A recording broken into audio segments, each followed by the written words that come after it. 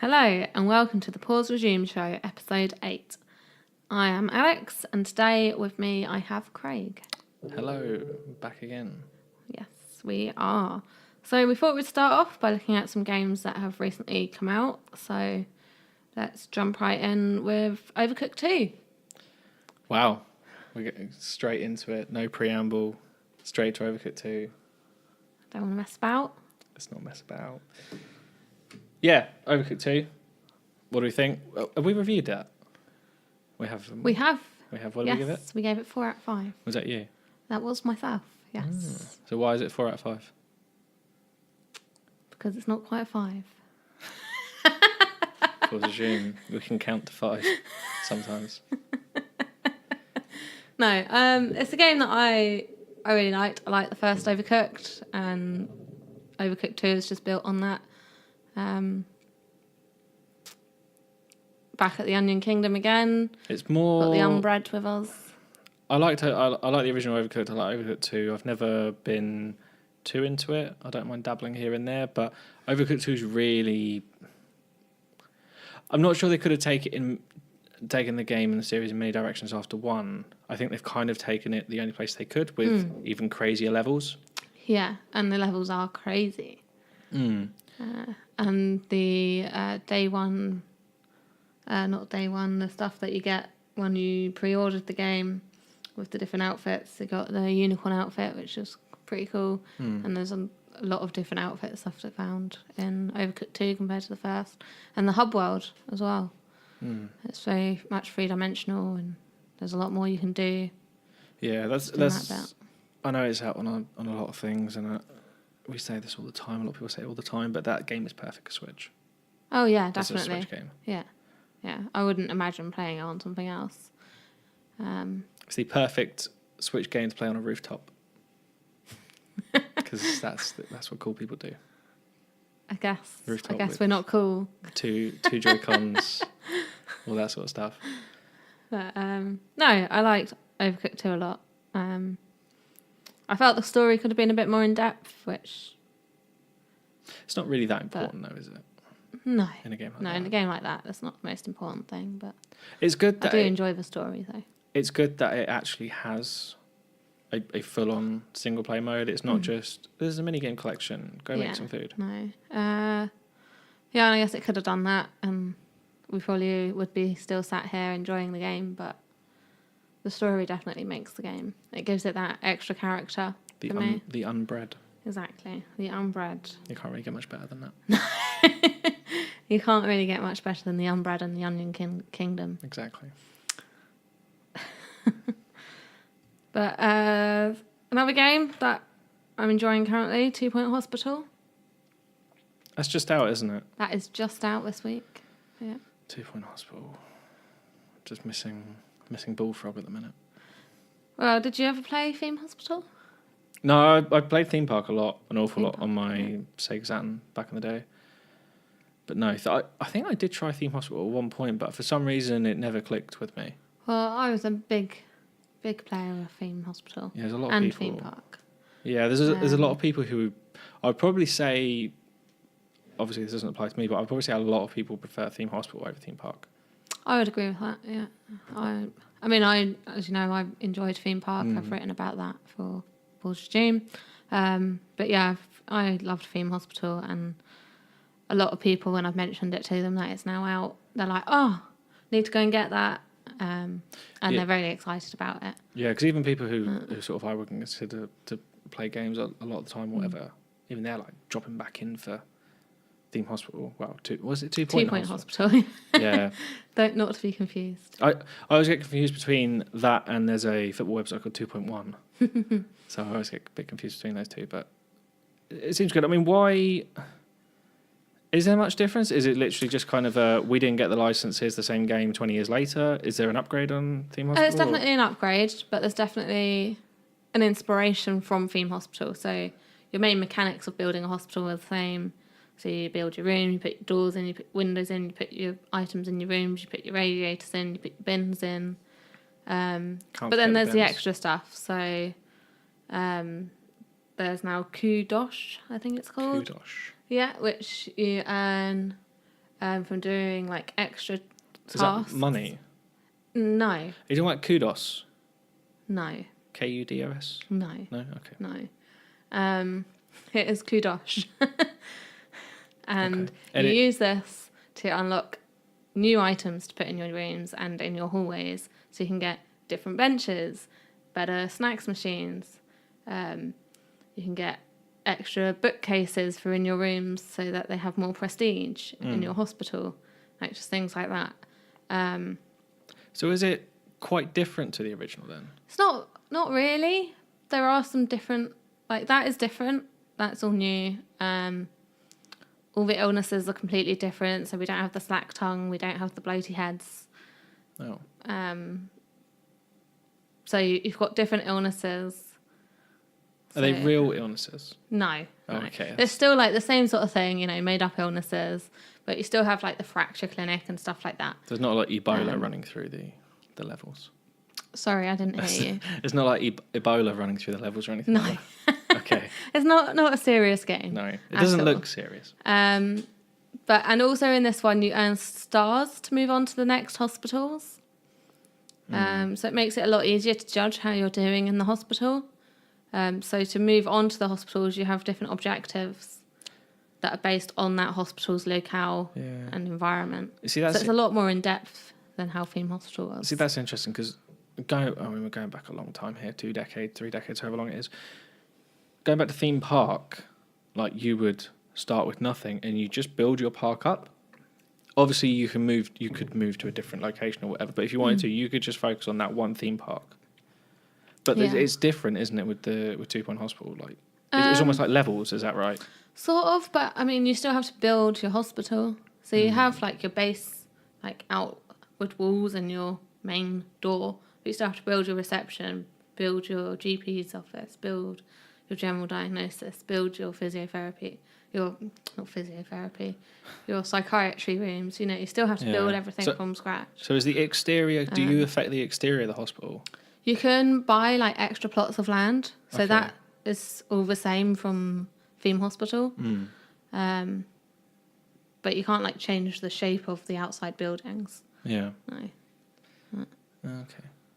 But yeah. It sounds good, and I think the good thing is it sounds like whatever niche it was. Well, EA obviously owned the Theme Hospital license. They obviously thought there was no future with that. I think that they're 2 Point Hospital people are proving them very wrong. Oh, definitely. Definitely. This is a lot more popular than I anticipated. I think a lot of people anticipated that there was a thirst for 2 Point Hospital. There definitely is a thirst for it, and people have wanted this game for a long time. Is the game set up, because obviously there's a lot of talk about games as a service at the minute, is the game set up as a game that is likely to evolve over a couple of years, or is it going to be a case of 2-3 years down the line, here's a sequel? Excuse me. It does seem like it would be easy to do like an add-on to it if they wanted, like in the format that it is. Do you mean sort of like The Sims? No. So I mean, if they wanted to add like extra like levels, I guess it does seem like that would be a possible thing for them to do. So you don't think, because of the hub, the main hub where you can choose, so you can go back to a hospital, which you couldn't do in Theme Hospital. Yeah. And like it branches out as well, so you can unlock a couple of hospitals. You can do one of them, but then you can come out and you can go into the other one that you've just unlocked. So it does seem possible that they could create like another path sort of thing off of that. Do you think it's likely they might do like different themes? So like, for example, they might be like, I don't know, say like a Halloween theme. Well, I was thinking more vets. Maybe. I hadn't really given it much thought. Yeah. But I guess. Because I think something like that would probably be a substantial piece of DLC. Because I'm guessing there aren't animals in it now. No, there aren't, no. So, I don't know. Maybe. It's definitely something that they could look at, I'd imagine. Yeah, that would seem like the obvious way for them to go. But then I'm not too sure what else they could do other than vets. A retirement home, maybe. I don't know. They could do a retirement home, nursery, vets. Or you could go down the road of prison architect and have another prison. Maybe. They could have dentists and the customers you really don't like, you can just use real drills. That seems a bit somber. Yep, or an axe. Anyway, our review for 2 Point Hospital should be going up soon, so Is it? it should be. As editor-in-chief, I should be aware of this. I should be on top of this, but... Well, it's written. Okay, that's all right. I should probably check that then. Yeah. Is it good?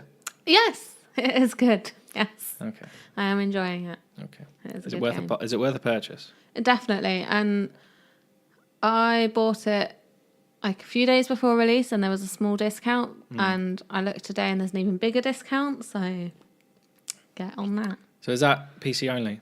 It is on Steam only currently. Okay, Yes. that's a shame. I'd love it on Switch. Maybe that's what they're doing in years' time. They re-release it for Maybe. consoles. Maybe. I mean, some of the mechanics might be a bit difficult, like on an Xbox and a PlayStation, but Switch I could see it working on. Yeah. If I can get Football Manager on the Switch, then everything's fair game.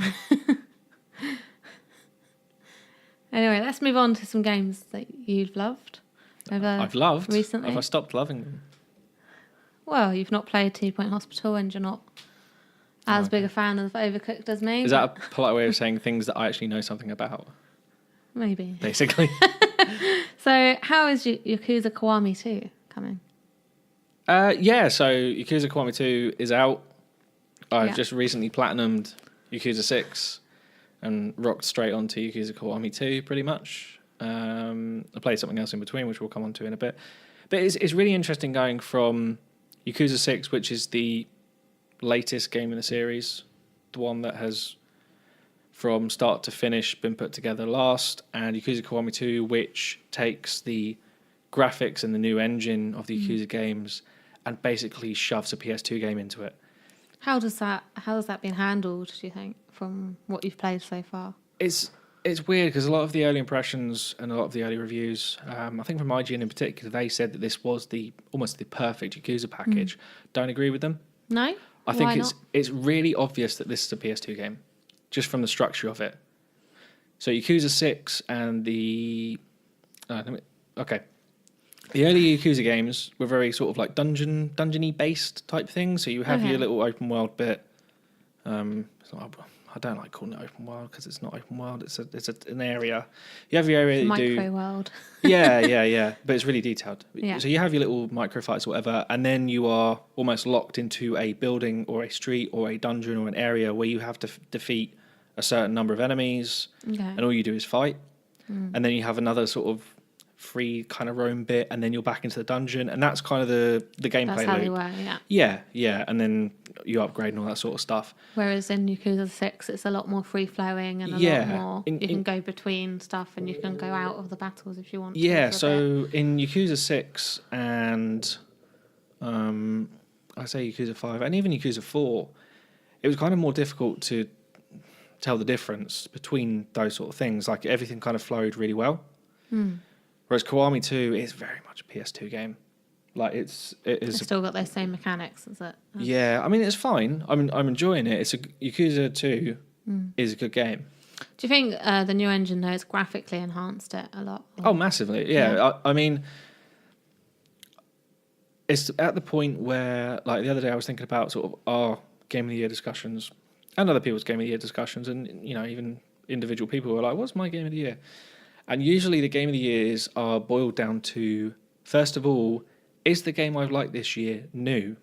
And I feel like things like Yakuza Kiwami 2 and Resident Evil 2 that's coming out next year, they're starting to blur the lines between remake and new game. Yeah, I mean, last year we had quite a bit of discussion before our Game of the Year podcast. Well, Yakuza in particular. Yeah. As well. With about that sort of stuff. Yakuza Kiwami. And obviously Yakuza 0, but that was different because that just came out late over here. But it's a discussion that we need to have again moving forward, because Yakuza Kiwami 2, while it is that PS2 game, there is so many changes. It's so different to the original. What are some of the other sort of changes that you've got apart from graphics, obviously? Well, I mean, the thing is, if you're talking about a new game, you would describe a new game as something that looks good with modern technology, whatever the art style, whether it's an indie art style or whatever, something that obviously has released this year, and something where the gameplay is modern. on those 3 counts, Yakuza Kiwami 2 hits all 3 boxes. It's just the fact that its template is based on the PS2 game. I mean, the fighting style is it's Yakuza 6, you know. But so has the fighting style changed a lot from the PS2 version? So I never played the PS2 version. Okay. But I know it has changed. That's for sure. I mean, the fighting style is basically Yakuza 6. There's more of an emphasis on weapons in Kiwami 2 because you can store weapons in Kiwami 2, whereas you couldn't in 6. Yeah. Although you can't, if you beat everyone up, you can't store weapons once you've hit the last person. So collect your weapons before you hit everyone. Yeah, collect your weapons before you have the last hit. But no, I mean, it's a good game. I wouldn't, if you're just coming into Yakuza series, I wouldn't recommend starting there. Has to be 0 you start with. I would even say 6, starting at 6 before Kiwami 2. Oh, you've got to start chronologically though, right? Yeah. I mean, Let's I be do. honest. Yeah, but I think Start with 0. Yakuza 6 is a wonderful entry point for the series. Well, okay, not wonderful because 0's the point, but it's a good entry point. 6 is. It's not a bad place to start. Because it's a very modern game, very, very, very good, and I will be fighting hard for it in our Game of the Year discussions at the end of the year. But yeah, Kiwami 2 is good. It is good, but it is a PS2 game. Yakuza 6 feels structurally like a PS4 game. Kiwami 2 is still at its base a PS2 structured game, which isn't a bad thing, but it's a little bit jarring at times because it is so structured in dungeon, slight free roam, dungeon, slight free roam, dungeon, slight free roam. So with remakes, how do you think Shenmue 1 and 2, how do you think they fared in comparison by Sega? Yes, I think we should start this off by talking a little bit about, on episode 7, we discussed Shenmue. And we had a couple of comments about how to pronounce Shenmue. Apparently we said it wrong, but then some people said we didn't say it wrong. So I don't know. I'll go Shenmue. I think everyone's going to say whatever they want to say.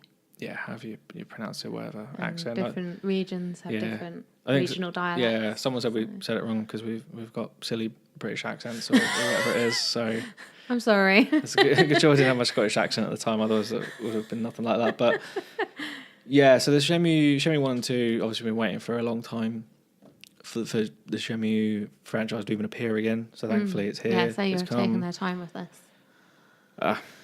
Well, I'm not sure about that. So as you know, because you sat down and watched we played it, the introduction of Shenmue 1 was a bit spoiled for me because the entirety of it was with a dog barking in the background on the game. Awkward. Not just outside our window, but in the game. game. I'm not even sure where that dog is in the game. I think it's in Yamanoshi somewhere. I've not heard it at all. No, but I love Shenmue 1. I love Shenmue 2. One thing the remakes have told me... They're not remakes, though, are they? They're just re-releases. They're not remakes. They are re-releases, yeah. I mean, there's some audio enhancements. But de-enhancements. Yeah. With what we had in Shenmue 1, yeah, definitely. Yeah, there's a lot of patches and problems. I think I've been quite lucky because I think a lot of people have had more issues than I did, especially on Shenmue 2. I never had a single problem with Shenmue 2. I had one cutscene go bad in Shenmue 1, but I know that those problems are a bit more widespread. But I know that Sega are releasing a patch, I think it's this week, to hopefully fix most of that. But yeah, I mean, whereas you've got Yakuza Kiwami 2 is a remake, almost a new game. Shenmue 1 and 2 are re-releases. There's not too much new in it. The modern controls... Was that a bit off-putting? They weren't modern. It's just they just mapped the movement to the analog stick. It's not modern controls. They have not reworked the controls. It's still the tank It's very little effort for probably... Well, the story goes... It was very difficult to change it, and seemingly even getting it running on a PS4 and Xbox One and PC is a miracle, minor miracle, because that was a custom engine. That I believe that engine was actually built for the Sega Saturn. Because there is they Yu Suzuki and AM2 built Shenmue originally on the Saturn. They did, yeah. How far they built it as well, we think they built into Shenmue 3 on the Saturn. Yeah. All the locations to Shenmue 3. So for the Saturn to even run that in itself was a miracle. For the Dreamcast to run it was also pretty impressive. And considering how old that engine is, considering it was just used for those 2 games. Yeah, they didn't use it again after that, did they? So, but the good thing is Shenmue, however we're saying that. The good thing that Shenmue's back, basically, is what I'm trying to say. Shenmue is back. And that is... wow, that echoed. Shenmue's back, and that's a really good thing. That's a really good thing. Sega says good sales will mean good things for the series. Well... I don't know what that for means. The series, I mean, we already have Shenmue 3. We do. Nearly. Before we move on to Shenmue 3, though, a thought just popped into my head. So we discussed before about what good sales for Shenmue would mean for the series. What about a Shenmue 1 and 2 remake? A full remake. In the Yakuza engine. That would be quite good, wouldn't it? Because that makes a lot of sense. That does make sense. They could reuse assets as well. I know a lot of people say the games are similar. They're not. They're not. But, at all. Yeah. But that makes... Maybe that's what they mean. I don't know. Maybe. Well, they're not making the new Shenmue 3, are they? So. No, they're not. They're not, which is a bit strange. Well, I think Shenmue 3 was more of a fan desire, wasn't it, than Sega wanting to make it. Yu Suzuki wanted to make it as well. So I think it's nice to see that he's gone off and made it. Or making it. Yeah. I think it would be better with Sega behind it? Or? No. I think Shenmue in the Sega corridors up until probably last year was just negative connotations and vibes, and because a lot of people associate Shenmue and Shenmue 2 with the death of the Dreamcast and almost the death of Sega, even though there's completely nothing to do with that. It's just bad timing, wasn't it? I mean, Sega screwed themselves up long before the Dreamcast. Yeah. The Saturn killed Sega. Anyway, I could go on. Go there. I could go on for 2 hours about that, but yeah, I think Shenmue 3 has happened in the right way. Because if Sega had been at the helm, I don't think it would be what it is. But then we don't really know what it is. Well, from the new trailer, what are your thoughts from that? Yeah, good point. Nice segue. So, the new trailer got release date, August 27th, 2019. Is that later than expected? I think it's earlier. Earlier? I mean, it was supposed to come out this year. No one thought that was going to happen. There was no chance. That was a bit of a push, wasn't it? Yeah. So, it's a really epic trailer. It's a really good trailer. Yeah, that music. Yeah, music's pretty cool. I think even better, as Yu Suzuki said recently, that there's quite a lot of unused music in Shenmue 2. Shenmue 2 was rushed for the Dreamcast, basically. They cut out a lot of stuff for it just to get it out and to purposefully leave it on a cliffhanger. That's going to be used in Shenmue 3, the unused music. Well, That's pretty cool. Yeah. The trailer was good. It's nice that Sega have let them have that. Yeah. Yeah, it's good that Sega have done that. It's similar to how Sega let Nintendo take more control of Bayonetta as well. Yeah. I think it's in Sega's interest to do stuff like that. But definitely. I mean, they're making money from not doing anything. So. Yeah, they still own both Shenmue and Bayonetta IPs, but yeah, it's just good business, which Sega failed to do in the entirety of the 90s. But there we go. I digress again. But Shenmue 3 looks a lot better. The faces look much better. That was a bit of a concern. I'm not sure Ryo Hazuki still doesn't quite look right. Looks a bit awkward, doesn't he? Yeah, Shenhua looks good. Ren looks good, who appeared in the trailer briefly. Yeah, he did, yeah. Landy looks even more scary. Terrifying. Interesting point about the trailer, actually. Yes. As I witch on about Shenmue. This might even be spoilers for Shenmue 3, I'm not sure. So, this is a guess from me, but you wanted to... discuss. Yeah, I wanted to bring this up. So there's a point in the new Shenmue 3 trailer where Ryo Hazuki is in this Chinese... I don't even want to say a dojo because it doesn't even look like a dojo. It looks like just some guy's living room. I don't know. He's fighting some old... fighting someone. Yeah, he's fighting some old guy. The old guy is clearly like a master of something. I don't know if it's anything to do with the Chiyu men or whatever. Probably not. It's probably just some local master or something. And at the beginning of the trailer, he's kind of fighting him. And at the end of the trailer, in the same room, it appears Ryo is about to face Landy. Which is going to happen at some point. Ryo will face Landy. That's the entire point of the story. Eventually. Maybe Shenmue 4, though. Yeah, we'll see. But I don't think that fight is real. No? No. What makes you say that? So the longer Shenmue goes, the more kind of fantastical and mythical it's going to get. And it looks to me like that guy is almost kind of saying, envision your greatest fear or your greatest nemesis or whatever. And then I think in Ryo's mind, the old man will probably turn to Landi. Yeah, and then he'll feel like he's fighting Landi, but actually he's fighting this old man. Yeah. I mean, there was a bit in Shenmue 2 where you had to fight with your eyes closed. And it kind of reminded me a bit, I think it might be like that. Why would you give the build up to the, biggest fight in history, build up to it for 20 years, and then it's in some random old man's room? It would seem a bit off. Yeah. After all those years, to suddenly go to just a living room to fight some dude. Yeah. But for a trailer, it looks good. Yeah, the trailer looks really good. Yeah, definitely. I agree. So from that news, what are we thinking about Erebus and Scarlet? Erebus, like a secret agent. Codename Scarlet. Erebus and Scarlet are actually killed in the last God of War game. It does sound like it though, doesn't it? Should we have a little next gen roundup then? Is that what we're discussing? Yep. Erebus and Scarlet? Erebus and Scarlet. Is that who that is? Is it Captain Scarlet? That's there is a Captain Scarlet, yeah. He was the dude who didn't like the Thunderbirds. Maybe. Oh no, they were made by the same people, weren't they? Or were they? I don't think Captain Scarlet's to do with Thunderbirds. No, but they're the same. But they're not. They're different. They're two different shows, is what I'm saying. But they were like rivals. As a Thunderbirds fan, I'm going to say Are you a Thunderbirds fan? I do enjoy the Thunderbirds, yes. I remember people used to sing the Captain Scarlet theme tune. Are you going to give us a rendition? No. And I goes, Captain Scarlet or something. I don't know. That's about all I know. Okay, so what we're actually talking about is the PS5, Project Erebus, and Project Xbox Scarlet.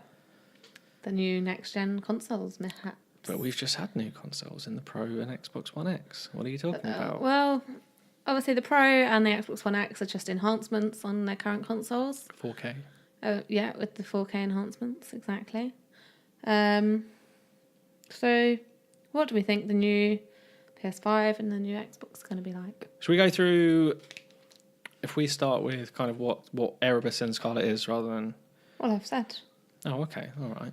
Yeah, so obviously they're the code names. Yeah. PS5 and the next Xbox. We don't know too much about either. The codename for Erebus leaked recently. Mm-hmm. It was in, what software was it? I think it was in a kind of update to the Unreal Engine software. I can't think of the name of what it's called. Anyway, it was in there anyway as kind of an unidentified platform.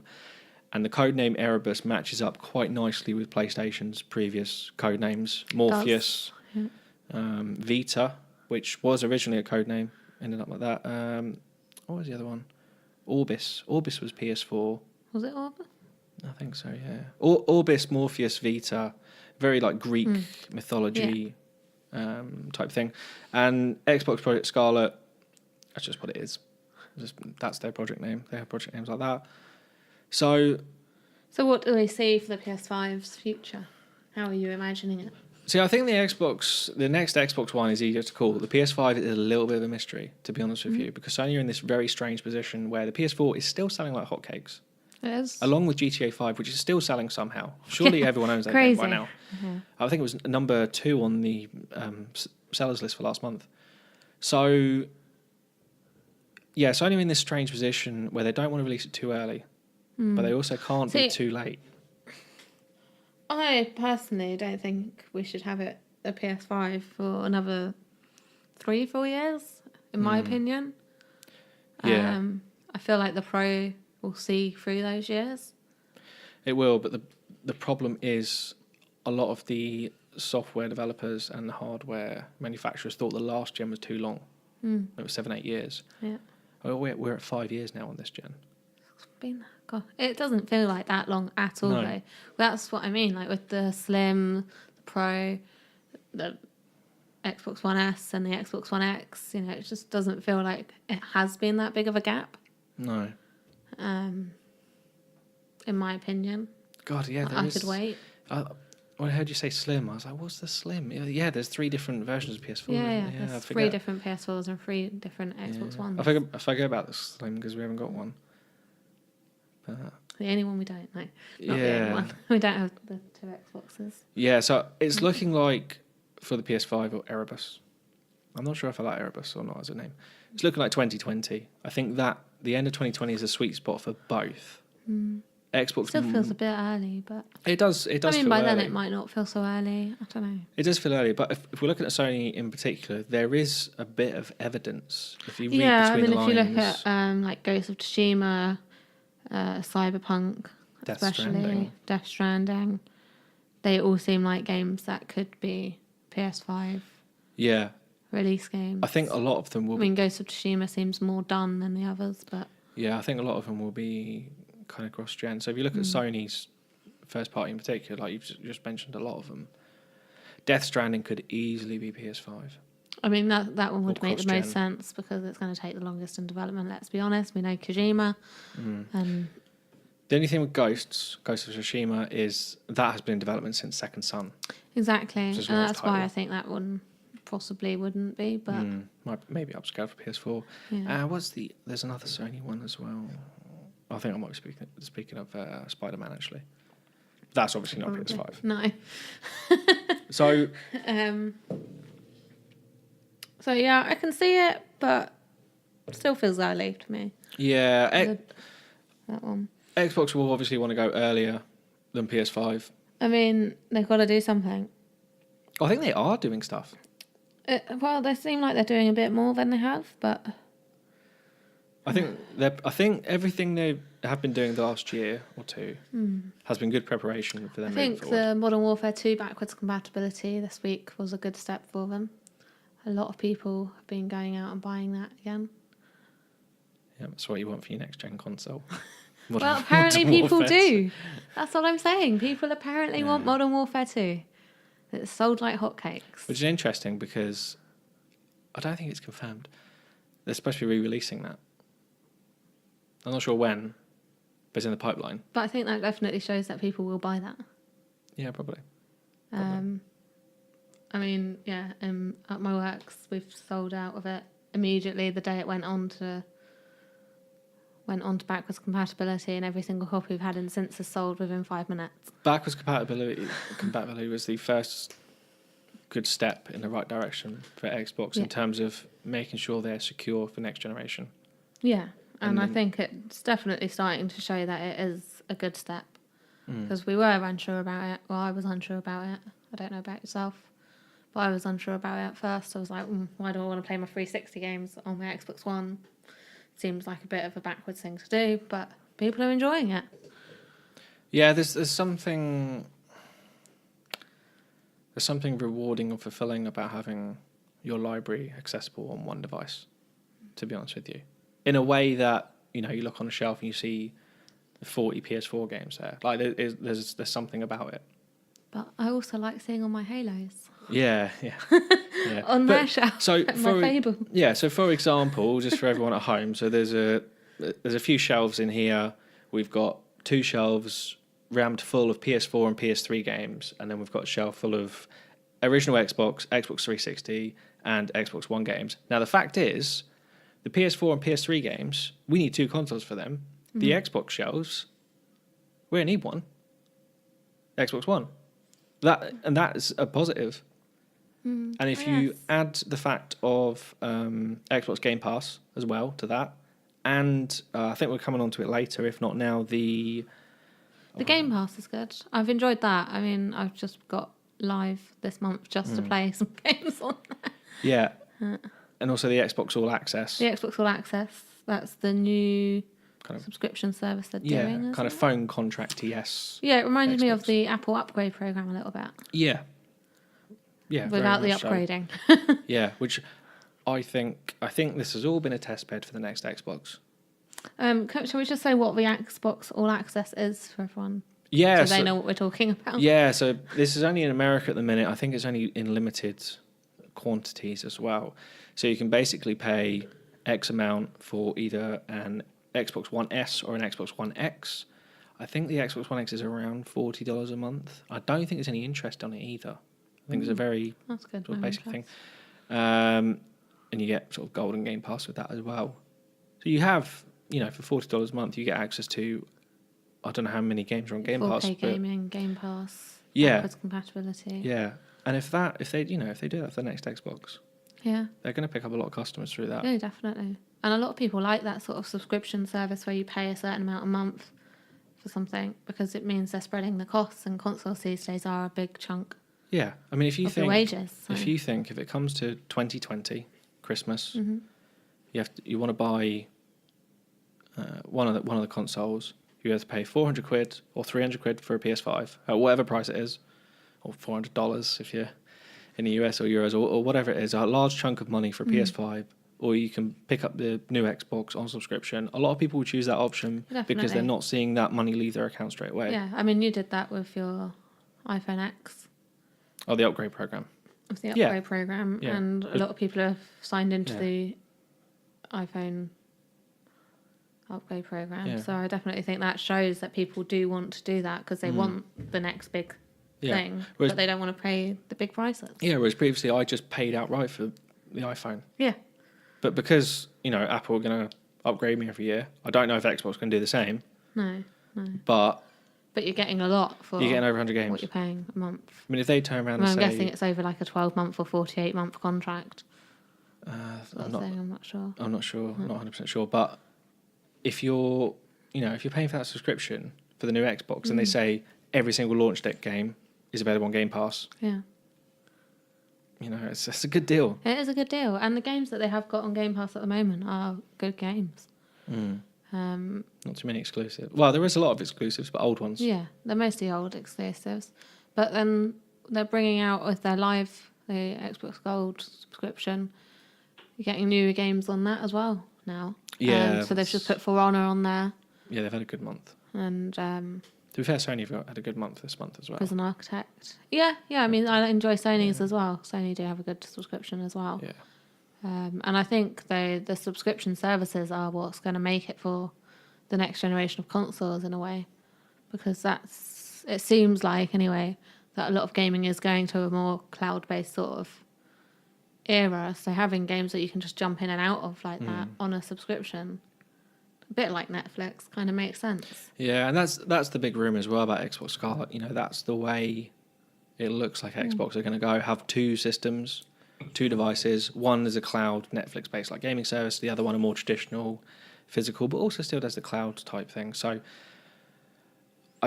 the only worry for Microsoft and Xbox is if they muddy the waters too much and things become a little bit confusing. That's the only thing. Yeah, they've got to be careful of that. I mean, obviously, Nintendo confused customers a lot with the Wii U. Yeah, they got over it. But yeah, I mean, they've managed to get over that hump. Eventually. But there's definitely something that Sony and Microsoft need to be careful of moving forward.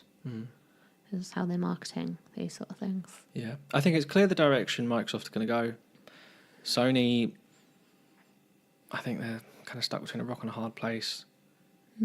I think both new consoles will do well. Oh yeah, definitely. And 4K TVs and stuff are becoming a lot cheaper in price as well, which will definitely help with people wanting that next sort of generation. Yeah, so moving on anyway to other news. We've had the whole Philip Mewson incident. Oh, yes. What are your thoughts? What are my thoughts on that? Yeah. I think not a very nice thought, is it? But no, I mean it's an interesting one. Just to give a quick overview, essentially the former Nintendo editor at IGN, Philip Mewson, plagiarized his Dead Cells review. Took a lot of work done by at the time a small YouTuber. He's got a lot of subscribers since. Boomstick Gaming took a lot of his review, rejigged the words a bit, but it was quite clear that there was some kind of plagiarism going on, which was further, I guess, concreted I guess is the word I'm looking for. Further cemented. There you go. That's a concrete kind of thing.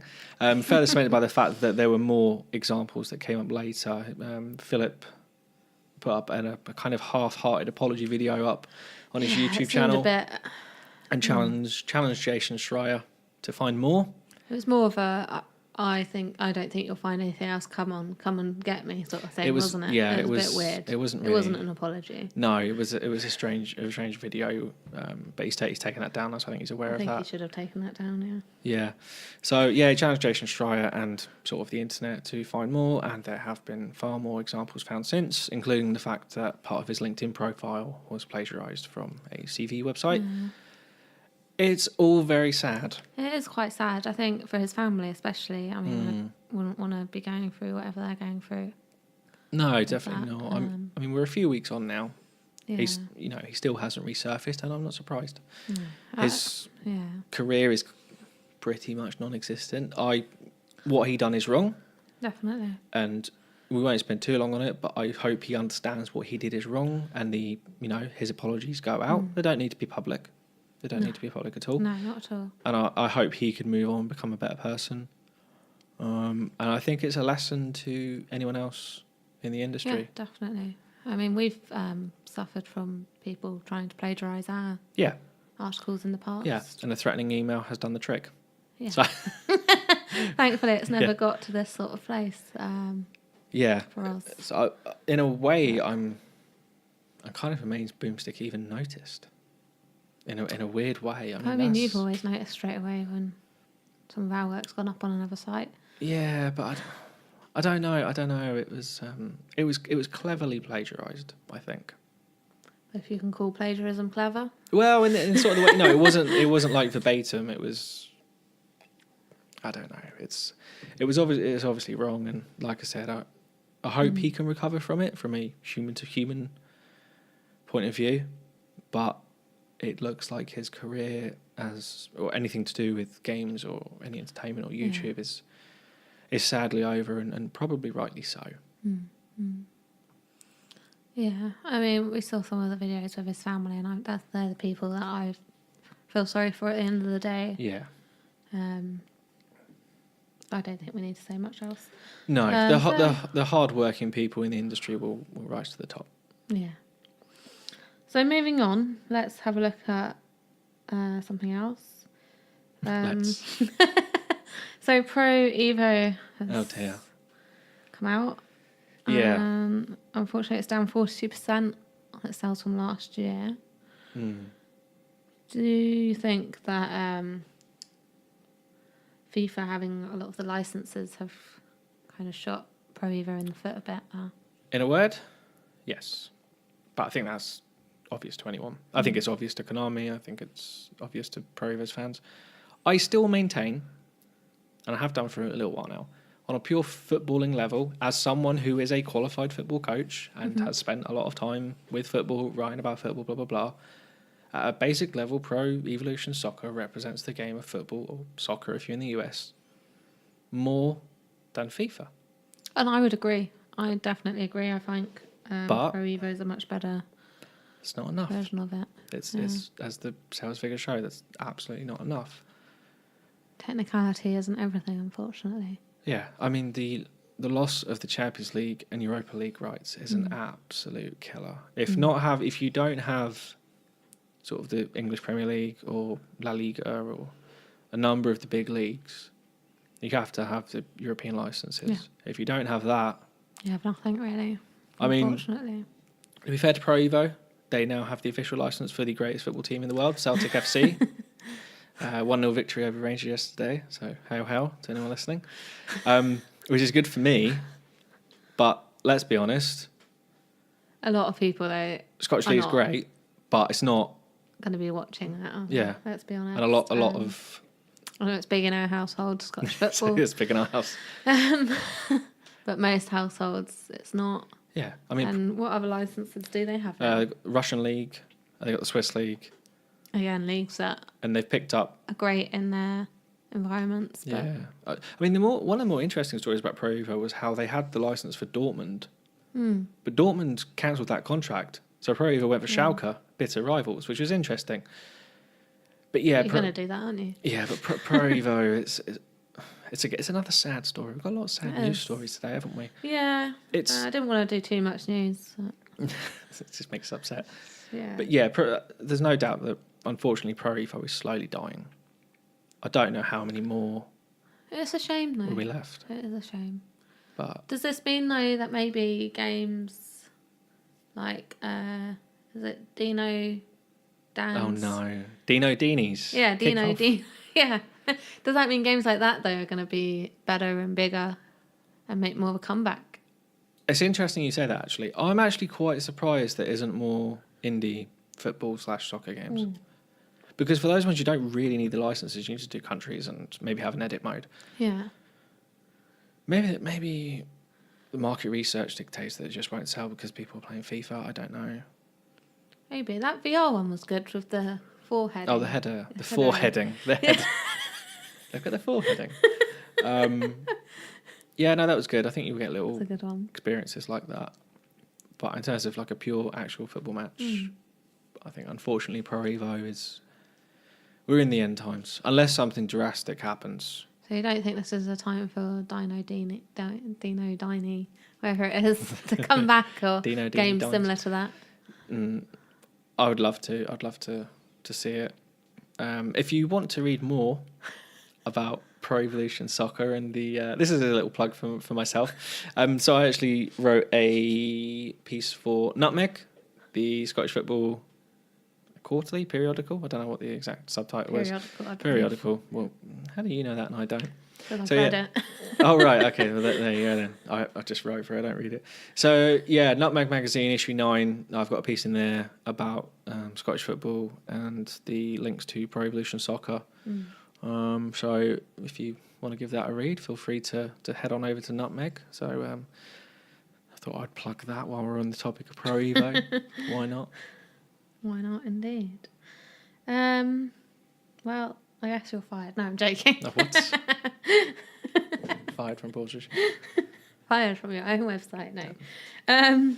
But no, I do think it is a shame what's happening with Pro Evo, and personally, I don't really like FIFA. I find it a bit ostentatious, and I don't really like the story. The guy in the story, what's his name? Hunter? Alex Hunter. I think he's a bit Living of a legend, tool, apparently. to be honest. But that's my own opinion. The more worrying thing about Pro Evo is that FIFA has become quite stale over the last few years. To be fair, they've added a few new modes this time around, but the problem is it's going to end up being like Madden. It just doesn't innovate, it doesn't excite, it doesn't try anything new because it knows that an update of the roster and the squads and loads of people will buy it And just the for Ultimate that. Team.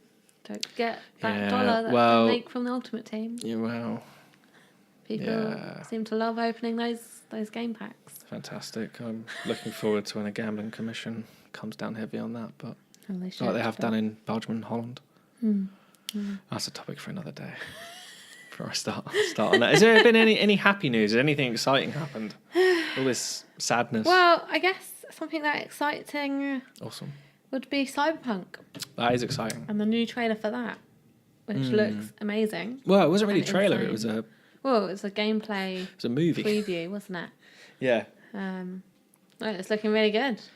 Interesting how throughout the entirety of it, they were like, "This is not finished. Things might change." Hammering the point home. Yeah. Hammering that point. Which I'm not sure whether that means we should be worried No, I don't think so. or It's- not. No, I think the reason for that was highlighted actually a couple of days later with Spider-Man, which I'm not sure if you're aware of this actually. So when they initially showed Spider-Man, Yeah. there was a puddle, Okay. a puddle of water that appeared on the building, on the top of the building. In the latest, I'm not sure if it was a trailer or gameplay demo or whatever it was, in the same area, the puddle was reduced. Okay. Not even joking. To which people have been complaining to Insomniac about Really? downgrades. Oh my God, you've downgraded the game, blah, blah, blah. I don't know what the true story is. Yeah. Insomniac have denied that, but whatever. So I think for developers, there is a real worry of if we show the game this early and then we change something, people will complain. So that's why that's plastered all over there. Seems a bit of a silly thing to complain about, the size of a puddle. Hey, the internet. Well, This some is people need to find more to do with their time. This is the world we live in. 2018. But, so what are your expectations of Cyberpunk? My expectations. First of all, there's no way that's a PS4 or Xbox One game. Well, I want to discuss that later. I want to know okay. your expectations right now. Not for console. I think it will be a good game. I do not think it will meet everyone's expectations. I think the game will be really, really good. I think a lot of people thinking it will be like God tier. Truth be told, it's far too early to even consider that. But it looks very, very promising. I love the world. I love the setting. I love the blade arms. Yeah.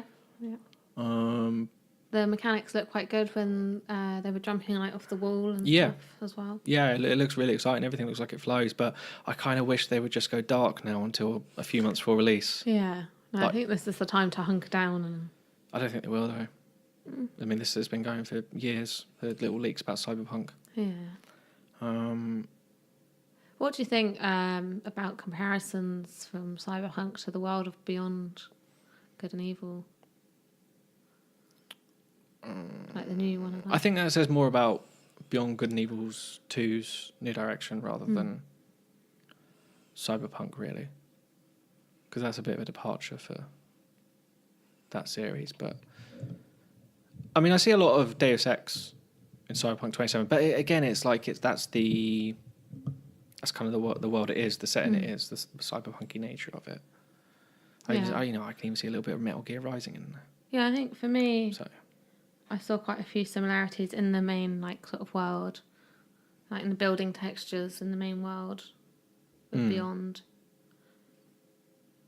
and Cyberpunk. I've not played Deus Ex, so I'm not sure about the comparisons there. I would say that's the game it is closest to, because Deus Ex is first person on futuristic RPG with augments. You know, you can get metal arm or whatever. But I think Cyberpunk is a bit more gritty and realistic with it all, and it'll probably be a better game. Yeah, I'm quite excited for Cyberpunk. Yeah, but I don't think that's not going to be out anytime soon. No. So discussing when it is released just brings us onto the platforms it will be released on. Let the I mean, obviously it's playing from PC, isn't it? On the demos we saw, I imagine. And that detail in that gameplay video that they played was insane. For me, that doesn't look like a PS4 console. That would be able to be played. Like, I'm sure it would, because they like to push boundaries, developers do. But I'm not sure it'd be quite so enhanced on the PS4. I think I think you're spot on, actually. I think it's very clear that game, whatever was running at next gen levels. We've had an equipment failure here. It's like falling down. Yeah, it's all right. Just drop it down. It's all right. Will it be all right? Yeah, no, it's all right. It doesn't. Sorry. Real technical issues on port regime. If only we were in that cyberpunk future, we could have the microphone coming out of our arms, couldn't we? That would be great. That's horrible. Is it? Okay. Why would you say that? I don't know. You could just be like, I want to record something. I just need an Apple Watch, I guess. Yeah. I don't know Grab if they can do Watch.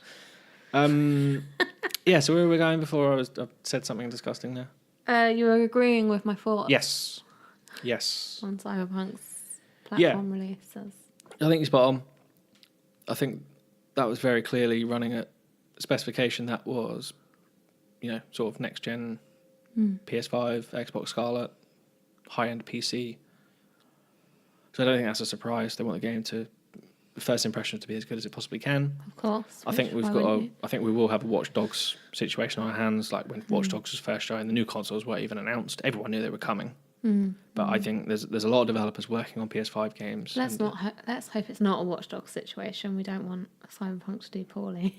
Well, no, but I think when they do show the PS4 version and Xbox One version of Cyberpunk, there'll be a massive difference, and understandably so. Difference, yeah. Understandably so.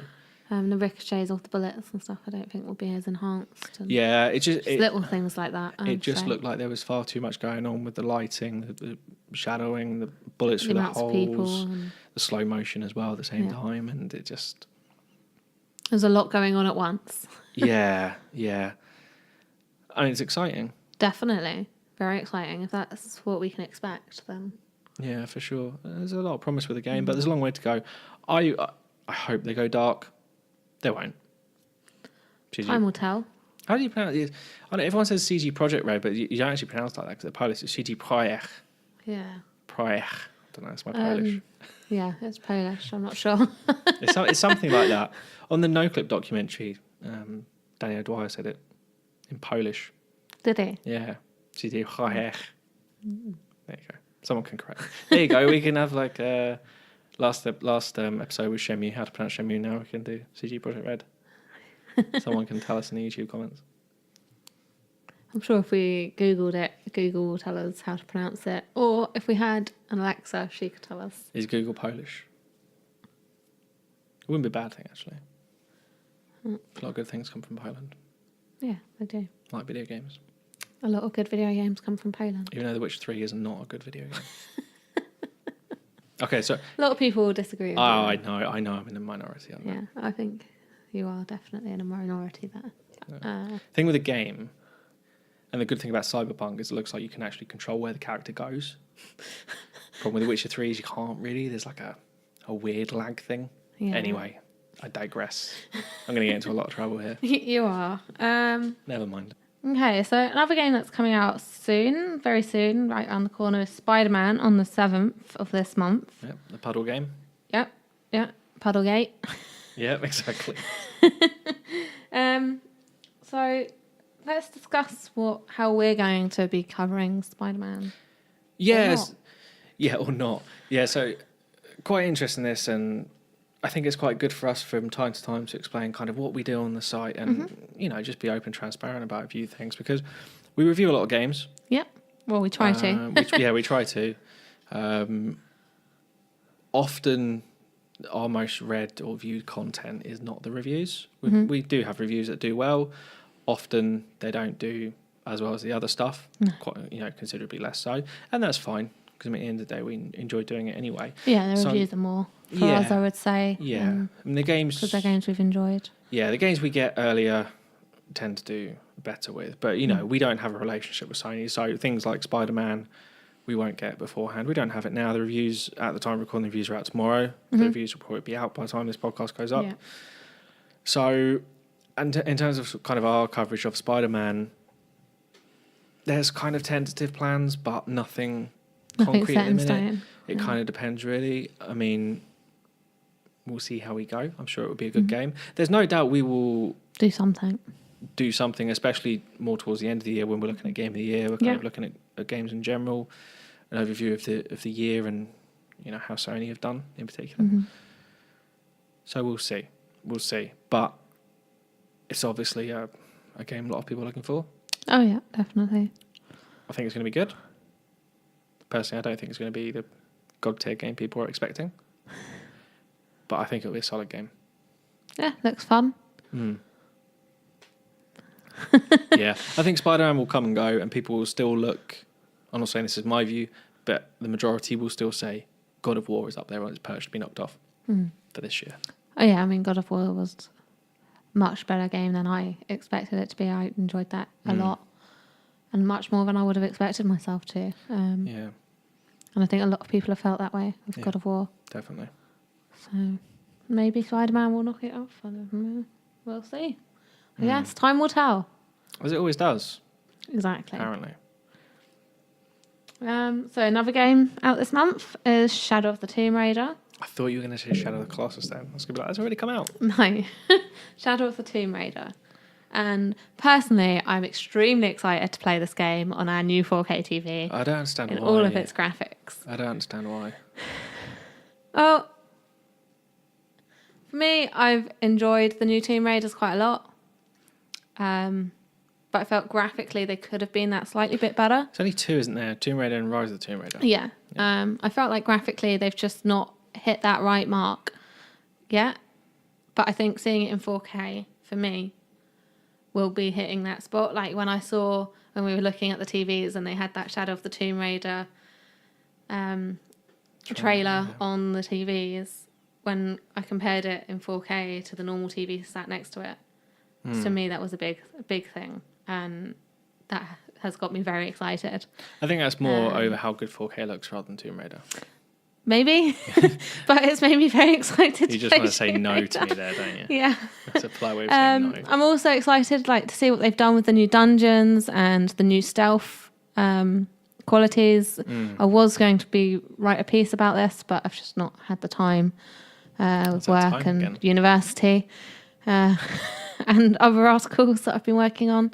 It's just not been my priority at the moment. But I am very excited to see how all of that has combined into the new Tomb Raider and see how it has compared to the old ones and how it will compare even to Uncharted. I think they're very different things, Tomb Raider and Uncharted. I mean, Uncharted's pretty much on hold now anyway. Oh, yeah. I mean, I really enjoyed The Lost Legacy and Uncharted 4. And graphically, they did it for me, whereas the Tomb Raiders didn't. And that is where I would like to see the comparisons graphically. I'm interested to see not what this Tomb Raider is like, but what happens after. I think the best thing to do is to put it on hiatus for a while. Maybe. Because I don't think this one is getting the hype and the buzz. Yeah. I mean, I quite enjoyed as well. We played a bit of the Temple of Osiris, didn't we? Yeah. That was a bit different. And that was quite good, though. So maybe they do something like that again. The decision to go a year exclusive with Rise of the Tomb Raider on Xbox, I think is still harming it. Yeah, I mean, that put me off massively from playing Rise of the Tomb Raider. Obviously I own an Xbox, but I prefer to play games on the PlayStation. Yeah. Of course. And yeah, I did wait and play it when it came out on PlayStation. Let's also remember this Tomb Raider is being made by a different team as well. Yeah, and that's why I am interested again to see what they do. A different team working on it. It's different. I want to see what they do. It's nice to see what different studios do with different games. Like, obviously, with Life is Strange, we saw the differences there that a different studio made. And again, I know they're completely different games. So, but it's nice to see different studios being allowed to play with existing IPs. Yeah. No, I agree to a point, but we'll see. I did actually see something of Shadow of the Tomb Raider today, actually, a bit of a spoiler. I'm not going to say it, but... Please don't. It was intriguing. So there's something in there that's slightly different that I don't think they've done in the previous two games, from what I've seen and heard today. So we'll see. I think the spoiler that I saw of what they're doing in that game, I think will probably be quite positive to Tomb Raider fans. I guess I shall see. Yeah, I won't spoil the game before it's come out. So. That would be a bit of a shitty thing to do. It would. I've got to put that this podcast is explicit now. Moving on. So, another game that has been creating quite a bit of buzz recently and has just come out on Switch and has got 2 other games coming out associated to it. It's Hello Neighbour. So I have played a bit of it on the Switch. What is Hello Neighbour? Let's start from there, because I've seen it a lot, but I'll be honest, I don't know what it is really. It's a puzzle game, I want to say. Okay, I was not expecting that. I was not expecting that. It's like a horror survival puzzle game. Okay. So when I loaded it up, I was like, what the hell is this? What on earth am I supposed to be doing? And I had no idea. Absolutely no clue whatsoever. I was wandering around. This neighbour kept jumping out on me out of his window. Managed to get in his house. Then he was chasing me a bit. Right. And it was all a bit crazy. And I hadn't read anything about the game before, so which I probably should have done. Because then I went away and read a bit about the game and what you're supposed to do. So you're meant to work out like all these puzzles as to where you've got to go. And so does the game not give you much direction then, I'm guessing? It gives you absolutely no direction. Oh. It shows you where a key is at the beginning in the opening scene. That's about it. And that is it, yeah. The controls as well, like, weren't apparent. So that was something I had to work out. Although if you go into the pause menu, obviously it tells you in there. Yeah. But, you know, when you first get into a game, you don't want to straight away go and pause it, do you, to Yeah. see what you've got to do. But people seem to enjoy it a lot. So they've just announced Hello Neighbour Hide and Seek in December. Right. And then around Halloween, they say, there's the Secret Neighbour Alpha. So Secret Neighbour is a multiplayer game where someone plays as the neighbour, but he can hide in with you as the children, obviously. So Right. he can take on the form of a child. Oh dear. And it all seems a bit weird, as the first game Yeah, it is sounds a like bit there's weird. some issues with this, but anyway. Well, this is what I said to you before, and you said it wasn't appropriate. So, Never mind. you know. But yeah, so it's a multiplayer one, and then Hide and Seek. From the trailer, it seems like you play hide and seek with the neighbour. I don't really know. This all It seemed sounds like really you were weird. friends with the neighbour, but then near the end of the trailer, you see him just sat in front of his TV, and he looks like gloomy, and how he is in Hello Neighbour, and Hide and Seek's meant to be a prequel, so I'm wondering if maybe perhaps you were friends with the neighbour, and then now you're not, obviously. I don't know. It all sounds a bit creepy. It is all a bit creepy. And not something I would like to get involved with. Put that on a record. Well, it's interesting. A lot of children seem to like it, which surprises What? me. Yeah. How do we know that? From my works. Okay, right. I've had a lot of children asking about the game. Really? Yeah. Okay, that's Which interesting. surprised me as well. I work in a gaming shop that sells games, so people interested in what I do. Not GameStop. No, not GameStop. GameStop. No. Game shop in the Or UK. game. Yeah, no. Anyway. Moving on. So yeah, it's interesting. If slightly creepy. Yeah. I guess we shall see what the alpha for the Secret Neighbour. I think that's the most interesting one for me, is the online one with Secret Neighbour. Because I want to see how they do that sort of multiplayer sort of thing without shooting and whatnot. Because people have tried in the past and Yeah, I mean, it doesn't always go well, does it? It sounds like there's a lot of ideas kind of all over the place, but it's not kind of one cohesive thing. Well, Maybe that's the end goal, I don't know. But for the Secret Neighbour release, I don't know if you remember, but they said it was the best game ever. oh, Tiny yeah, build. yeah. Oh, yeah, they had that E3 thing, didn't they? Yes, I've just forgot about that. Thanks for bringing it up again. That's all right.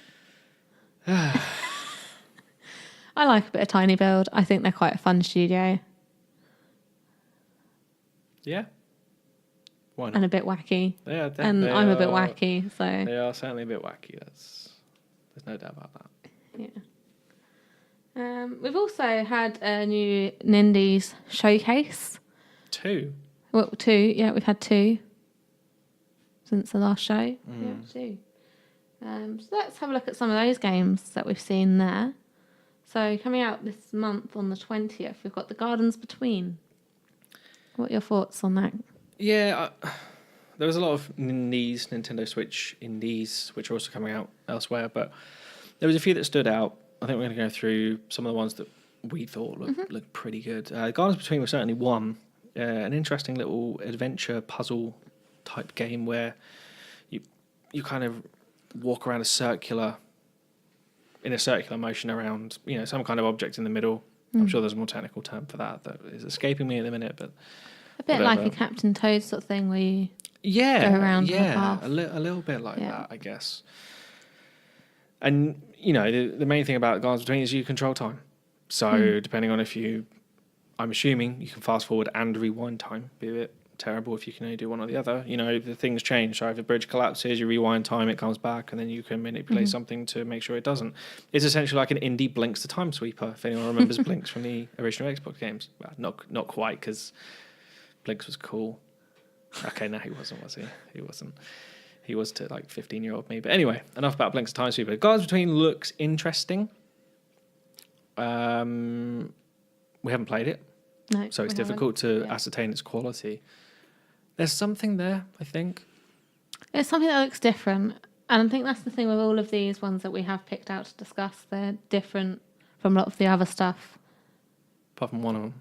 Well, We'll come to that. But different from a lot of the other stuff that we have seen.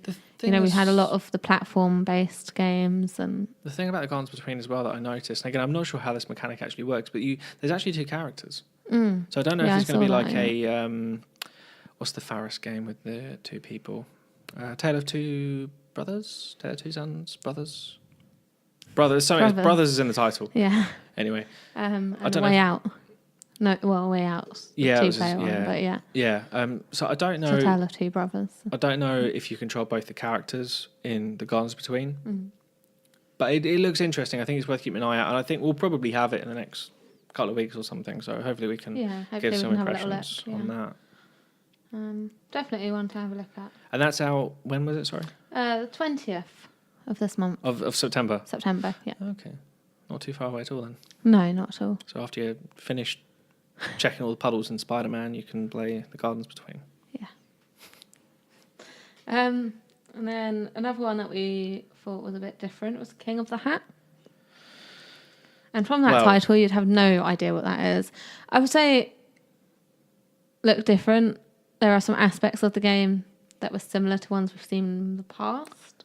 Yeah, this is the one that we didn't think looked different. So this was originally a Kickstarter. Yes. Funded with Canadian money. It was funded with Canadian money. 13,000 Canadian dollars, apparently. So I think you probably can explain this a little bit better than me, because it's a bit like Demambo, isn't it? Yeah, so from what I understand, anyway, it is similar to Demambo, where you use one button to attack the other player. And from what I understand, King of the Hat is very similar with the one button action. Yeah, by you understand, you definitely know that's correct with Demambo, because you played. Well, yeah, Demambo, that is how you play. Yeah. But from what I understand of King of the Hat, something like that. It's very similar. It looks similar. Yeah, and it does look very similar to Demambo. And I enjoyed Demambo. It's kind of like a fighting. Yeah, so Demambo, the developers. Yep. The developers. We even met them. Huh? We even met them. We did meet them. Yeah. I wrote something about them as well, actually. Yeah, you also interviewed them. Yeah. Made Demambo in a coffee shop. Yes. Anyway, that's carry correct. On. So the developers for Demambo, when they were making Demambo, they compared it to a bit like Smash Brothers, where you're on the platforms and you're fighting against other players and you've got to knock each other off in a similar sort of fashion. Obviously, it's not Smash Brothers, but it is like that sort of like it. Yeah, similar, but not, if that makes sense. Yeah. And King of the Hat, again, looks like that similar sort of thing. It's got the platforms. You've got to knock each other off. I think it's the last hat standing. That's what they said. Yeah, I think the hats give you special abilities, don't they? Yeah, the hats give you special abilities, and you can pick your hat back up, I believe, if it's knocked off of you. This is the game with the fat boss cat, isn't it? Is that right? I'm pretty sure it is. I think so. That's I can't remember. But I'm pretty sure it is. Yeah. If you say it is, I'm sure it is. Fat boss hat cat. If that's not a real thing, then I don't know where I've got that from.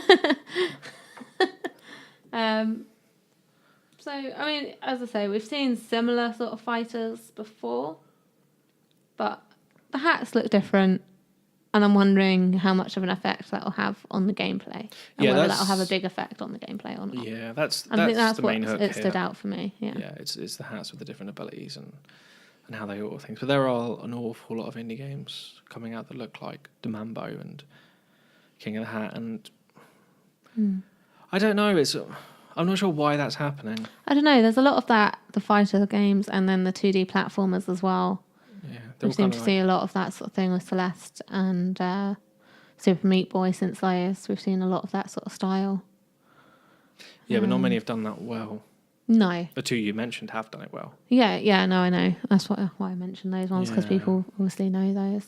Yeah, I mean, I personally would say that even this King of the Hat type 2D fighting type thing, I don't think many have done that well either, personally. But yeah. Well, okay. When I mean to an amazing standard. Yeah, I think all of them have their niches.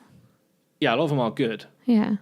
But I don't think, like, for example, for me, Celeste took that kind of 2D platforming, hard platforming, and kind of punched through the ceiling with it. This is a great game. This is a fantastic game. We've not really had that with these sort of fighters. No, I don't think so. As much as I love Demambo, it hasn't done that. So maybe this is the one too. Who knows? Yeah, I guess it just looks the same as others. That's the only takeaway. Yeah. Apart from the hats. But maybe hats make things cool. Maybe. There we go. Another game that we thought looked interesting. What looks interesting? Was Miniko's Night Market. Ah, yes. The cat game, as I've written here. I think I've written Land of Cats on my notes here. So yeah, I think this was the one game that really stood out to me. There's another game that also stood out, but for different reasons. But in terms of pure game and gameplay, this was the one thing on that Nindies Direct. Is that the official term for it? The Nindies second one's Direct? they called a Nindies Direct. Nindies. The first one, I can't remember, but they didn't say Nindies. Is Nindies in the Oxford Dictionary? I doubt We need it. to check. And are we pronouncing it correctly? I think we are, Nindies. It reminds me of the Dundies from Michael Scott. Which reminds me of Dundee. The Dundee is a city of... I won't say it.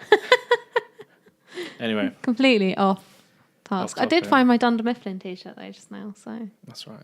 That's good. That's good. What were we But talking anyway, about? Cats. yeah. How have we gone from cats to Dunder Mifflin? Because we were talking about Nindies. Oh, yes, Nindies. Yeah. Yeah, so this was the one that really stood out to me. Obviously, it's next year, 2019. Extremely vague release date. Oh, King of the Hat, is pegged for early 2019. I forgot to mention. Well, that's got a less vague release date. Yeah. But yeah, Mineko's Night Market 2019, Land of Cats. Reminds me a lot of Animal Crossing, kind of Stardew Valley type deal. To quote the actual website of the game, in terms of how it's described, crafting cats, eating eats, catting cats. That's the official description. Catting cats. From the game's developers. Which there were a lot of cats. I'm not sure you can get a better description than that. I mean, you are a cat person. Yes. So this should be right up your street. I like cats. Well, I've already said, I really like the look of this game. I think at the minute it fills that Animal Crossing need that Nintendo and just you liked, aren't fulfilling. You liked Animal Crossing, so... Yeah. Animal Crossing is a good game. It can kill your life, take all your hours away. I don't know if it's going to be the same. This one's got, from the looks of the trailer and what we know, there's a few mini games stuff like that. For example, there's a bit of dancing on the trailer. There's dancing. There's a bit of racing as well. So again, I mean, how in depth are the mini games? What's the crafting like? It's definitely one to keep an eye on. And what is eating eats? Eating eats and catting cats. Catting cats is obviously self-explanatory. It's all obvious, Craig. Eating eats. Eating eats. I'm eating. You can't do motions on a podcast. Well, you're pretending to eat. Yeah. But also, you can't do the mouth movement for eating because it sounds horrible. No, don't do that. Don't do that. It's horrible. But no, Mineko's Night Market looks really good. I'm quite excited about that. So hopefully 2019 doesn't mean next August or December or something. Yeah. Hopefully it's early, but maybe we're looking at summer next year. But we'll see. But I thought that looks really promising. I'm not sure who the developers are on that actually. Do we know? I haven't got it. Should I have a look? Yeah. Let's have a look. Let's give them. Oh wow. Okay, so the publisher's Humble Bundle, the developer, Meowza Games. Meowza. Did you say Humble Bumble? Humble Bundle. Humble Bundle. Yeah, I so that's on that a think lot. they did. What's that? Hohokum. They've done a lot. They've They been did in partnership Hohokum, with a lot I of think. indie developers. So I'm guessing from that developer name, this is their first game. Yeah. Let me double check. Although they might have done something before. We'll see. Catty, maybe. Oh, here we go. So let's read this out from their website. So this is an actual official letter from Meowza. It says, I can't believe this. This is actually brilliant. Hello, cats. My name is Brent Meowza Kobayashi. I'm a game artist, takoyaki? I'm so sorry. Takoyaki lover and owner of Meowza Games. I'm from Vancouver, Canada. Hi. He's currently working on Mineko's Night Market, Meowza Games' first game with his gooder half, Kukubi. The game is being published by Humble Bundle. Spyro Fox is doing the art animation. Blah, blah, blah. I know, he's worked on a few other things before. Alpha Bear, Bushido Bear, Road Not Taken, Glitch, Loot, Rascals, Steambirds Alliance, Beartopia. I don't really know many of them. But So he's worked on some small indie games as well. yeah. So, but no, I mean this. It looks good though. Definitely something to look at Yeah. and keep an eye on. Who knows? Maybe we might do something with them down the road. You never know. Never Maybe know. we will reach out. Seeing as we can't talk to Sony about Spider-Man, but maybe we can get the Night Market cats on. We'll see. Meowza. Great. Fantastic. So, keeping with the animal theme, Are we? yeah, Okay. we've got the Untitled Goose Game. What's that called? Why don't you tell us about that? What's that game called? It's called the Untitled Goose Game. Are you sure? Is that its official? That is currently its name. Yeah, I don't know if Currently? I don't know if that's a working title, It's going to be the name. but it seems like that's going to be the name. Let's be that name is too perfect to be changed now. So yeah, Metal Gear Goose. No, that's not. No, Metal Goose Solid. That's what it should be called, shouldn't it? Metal Goose Solid. Yeah, this game looks brilliant. It just does looks look funny. bonkers. So for those who aren't aware, just go watch the trailer, seriously. But you basically play as a goose and just cause mischief. So Who doesn't want to cause mischief as a goose? Exactly. So you might, go and annoy the garden keeper person, steal his keys, try not to be caught, but then if he sees you, he'll run after you. And then there's a hilarious animation of the man chasing after the goose with the keys, and I think it's keys in the goose's mouth. Yeah. Or And there's also a scene of him eating a picnic Yes. There is. maliciously. Yeah, it reminds me in a weird way of Octodad, to be honest with you, where that game just kind of let you just do crazy things. I'm guessing the controls will be a bit easier in Goose Game. Yeah, I can't imagine them being that Untitled Goose Game. But it looks good. I'm looking forward to playing that. But Yeah, there's a few good little Nindies coming I don't think we have a date for that either. next do year. we? No, 2019, I think. Yeah, I think most of these are Yeah. out on other platforms, but just Nintendo highlighted them. Yeah, they were in the Nindies event. So, yeah. Was there anything else that you wanted to discuss this evening? This evening. That's very formal. Very formal. Or touch base on? I don't, not in particular. I think we're due another Nintendo Direct, a big one, especially when we sit here on, what are we now? Recording September 3rd. The Nintendo Online service is launching in September. Still don't have a Still date. know nothing. Still haven't got a clue what's going on. So I think we're due a Direct from Nintendo to flesh that out. They did just do 33% off though on their games that have an online platform on them. Fantastic. So I don't know if that's something It's to do with it. Well, it's to give people an incentive to buy them before. a threat. Yeah. Buy these online games, then buy our online service, otherwise you can't play them. It's Well, a threat. I didn't look at it like that. I looked at it more of they've put these on sale. Blackmail. This must mean that we're getting their online service soon. It's blackmail. Buy our online games, then buy our online service. Otherwise, you've wasted your money. But no, there should be a direct or something soon. They could easily just release a statement or a blog post or whatever, wherever they do their Nintendo news. But I think a direct with that and maybe a few more concrete details on what's happening early next year. And they've also got the new Labo kit coming, don't they? Oh dear.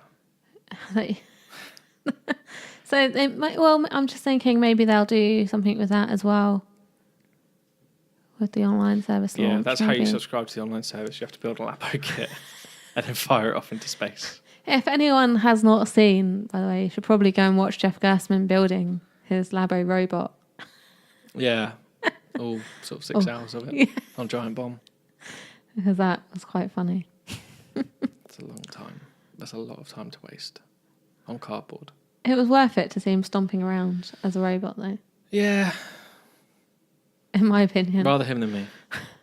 I would quite like to build a Labo robot. Well, I enjoy building stuff. We'll see what the future holds. Yeah, we will. Anyway, I think that was a wrap. So, goodbye. We're not going to have just a blunt ending again, are we? That's how the last time. You just went by and then it was just cut. Well, I was going to say something else. So I was waiting for you to say goodbye. Okay. You want me to say goodbye? Okay. Do I have like a closing statement? No, not yet. No, not yet. Just say goodbye. Okay. All right, goodbye. Okay, you've been watching the Paul's Dream Show, episode 8. Listening. No one's watching us. I hope no one's watching us. Please make sure to remember to follow us on Twitter at @PaulJujume_, and find us over on Facebook and on YouTube. And you can also email us any questions or anything you want us to discuss on our next show at show@PaulJujume.com.